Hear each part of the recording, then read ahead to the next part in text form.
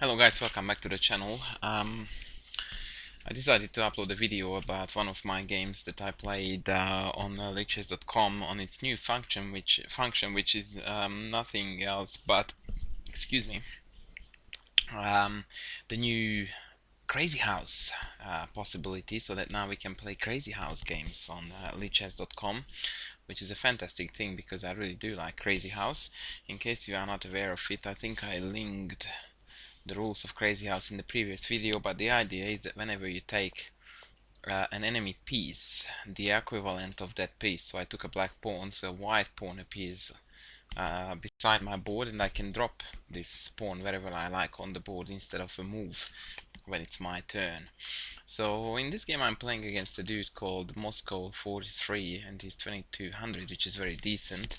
At the moment I think the highest rated let's have a look. The highest rated Crazy House player is 2470, and we are both on the border of 2200, so it's a reasonably high quality game. And so I thought I would share it with you. So queen d5, knight f3, and pawn g4. I knew that he would drop this pawn here. The idea is to take the knight, or else if the knight goes away I'm losing this pawn. The only way to counter that, of course, is to hit the queen, but now he has got queen e6 check. And this is a tad bit awkward because now my knight is a goner anyway. I could put it here, but after knight takes, pawn takes, queen takes check would come, so black would maintain the initiative, which this game is all about. I'm not sure if this whole piece sacrifice or the way how I played it is sound. Perhaps it's not, I don't know, maybe in this position I should have played bishop e3 rather. I don't know, maybe that's better. I would have to ask an expert on this one. So I decided to drop the pawn on e3 because now I have got an upcoming fork.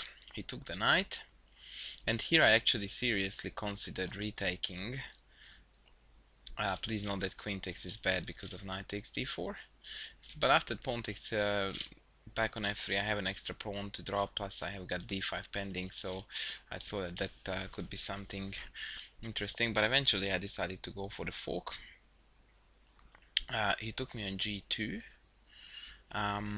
which is a standardish queen sacrifice. He already has, as you can see, a knight and a pawn, and if I take on here, then he would take my bishop with check. Please note that in this game they can promote. I take it, and then I take a pawn, not a queen, because it was a promoted queen, and then he takes back with the bishop, and then his king is very safe. I don't have any mate threats on the d5 with the two queens, and he has got a bishop and knight and a pawn to drop versus my pawn and queen, which I think would have been insufficient. Can I actually analyze lines here, like doing moves that didn't happen? No, I can't, so for that I would have had to go for an analysis board. So I decided to take, and I think here is the part where he made a mistake, because in my opinion here queen g6 would have been a very strong move that very annoyingly hits this bishop. Oh no, actually I'm talking complete nonsense, because after queen g6, pawn takes, queen takes, I drop this pawn on d7, and that's a forced mate, so never you mind. In which case it seems like my whole strategy was sound, because this is where I thought he went wrong. He played knight h4, and that's a very standard move too in Buckhouse and Crazy House games, but right now it is almost a forced loss, because after pawn takes queen, knight check, king g1, king f1, sorry, he now has to do something with this situation here, because I'm threatening to drop a pawn on d7, and that's game over, so he has to retake on e6, which he did do. And now, because of he doesn't have enough attacking pieces, I can actually afford to take this knight. Normally it's downright suicide, but because of he doesn't have a heavy piece, rook or queen, or a knight, he can't really kill me right now. He dropped a pawn, and I dropped back to g1. So now the idea is that his attack is actually running out of steam, in particular because I have got a very nasty counter threat, which is a little bit obscure, because it seems like both of these squares are safely covered. So he did the most logical thing he could do, which was to drop a pawn there, which is threatening with taking the rook, followed by bishop drop check to g1, followed by dropping the rook that he took on h1 mate. Hopefully it was understandable. So takes, king takes, the bishop comes down to g2, king goes back, and because of he took my rook, he has an extra rook to drop on h1 and I get mated. But that never occurred in this game because now I have a forced mate. When you have got this much stuff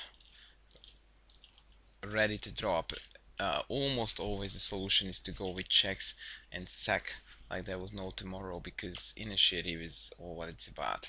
d7 check. This is actually a forced mate. Now the bishop has to take, else I drop the queen on e8 is mate, and of course queen takes d7 check, king took, and now the knight came to c5, and now it's easy to see that black is in a heap of trouble because none of these options work. These two don't work because the queen drops on d7 right away with mate. If he goes that way, then I drop the bishop on d7, and depending on which way the king goes, I will drop a queen here or here with checkmate. So he had to come up, and this is another very interesting moment in the game that I would suggest for weaker Crazy House players to have a look at and understand what's going on here. There are lots of possible drops in this position. I can drop a lot of pieces at various points, but the easiest one would be queen d5 checkmate. So you always look at the checks, and then you find that there is one mate somewhere on the board. Queen d7 is not as good because king takes, but funnily enough, I didn't notice this queen d5 mate was on, so I played what I wanted to say is always logical, which is to play checks with the pieces that are already on the board, because this way you save what you have got in your hand for a better occasion. By now, of course, I did realize the beautiful deed that I've done, that I didn't score a mate in one, but the flip side of the coin is that now I can show you a few nice mates. I played pawn f4 in the spirit of what was said above. King d5. Please note that if the king went there, I had queen g5 drop mate here. Quite spectacular. But even better is what occurred after king d5, because I dropped the bishop here. Be always careful when you drop check with a line moving piece, whether it be on the diagonals on the lines, because they can always be blocked.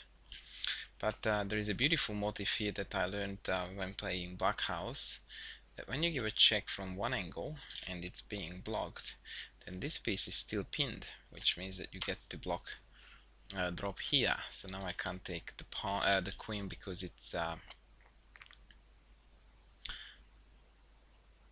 pinned by the bishop. And if he drops anything on d4, which he did, he should have played knight d4, but it would have prolonged the mate only by a few moves. If he drops something on d4, now it actually would have been a better example if he had dropped the queen, because then bishop takes c4 is still mate, now due to that pin. So that was the end of this game. I guess it was a rather spectacular attack, despite of the fact that I failed to give a mate in one. And yeah, I will be back with more, although I have played a number of blitz games as well, so I will try to please those who are here for the chess content rather than the crazy house, but because of it's not quite a hype, I guess I will upload a few more of these as well. Thanks for watching, and please subscribe, and yeah, enjoy the videos. Bye bye.